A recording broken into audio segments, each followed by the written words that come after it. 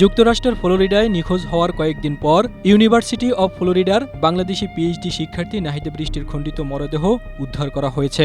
২৬শে এপ্রিল রোববার রাতে ট্যাম্পা বে এলাকার একটি সেতুর কাছ থেকে তার দেহাবশেষ উদ্ধার করে ফ্লোরিডা পুলিশ। এর আগে গত শুক্রবার একই এলাকা থেকে জামিল লিমন নামের আরেক বাংলাদেশি শিক্ষার্থীর ক্ষতবিক্ষত মরদেহ উদ্ধার করা হয়। যুক্তরাষ্ট্রের ফ্লোরিডা অঙ্গরাজ্যের ইউনিভার্সিটি অব সাউথ ফ্লোরিডায় পিএইচডিতে অধ্যয়নরত এই দুই বাংলাদেশি শিক্ষার্থী গত সপ্তাহে একসঙ্গে নিখোঁজ হন। পরে এ ঘটনায় লিমনের ২৬ বছর বয়সী রুমমেট হিশাম আবু গরবেহকে গ্রেপ্তার করে পুলিশ। এরপর তার দেওয়া তথ্য অনুযায়ী লিমনের খণ্ডিত মরদেহ উদ্ধার করা হলেও নাহিদা বৃষ্টির কোনো হদিস মেলেনি। পরে নাহিদার খোঁজে হিশামের বাসা থেকে উদ্ধার করা রক্তের নমুনার সঙ্গে নাহিদা বৃষ্টির ডিএনএর মিল পায় তদন্ত সংশ্লিষ্ট কর্মকর্তারা। স্ট্রবেরি সুপার ডটেড ও ক্লাসিক ভ্যারিয়েন্ট সেন্সেশন জাগুক শিহরণ।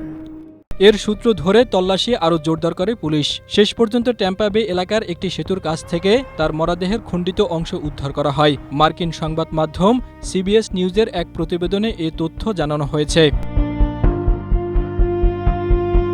গত ১৫ই এপ্রিল জামিল আহমেদ লিমন এবং নাহিদা সুলতানা বৃষ্টি নিখোঁজ হয়। এ ঘটনার একদিন আগেই লিমনের রুমমেট হিশাম আবু গরবে চ্যাটজিপিটির কাছে জানতে চায় কিভাবে বাসায় লাইসেন্সবিহীন অস্ত্র রাখা যায় এবং গাড়ির ভিপিএন নম্বর পরিবর্তন করা যায়। জাহিদুল ইসলাম, এশিয়া পোস্ট।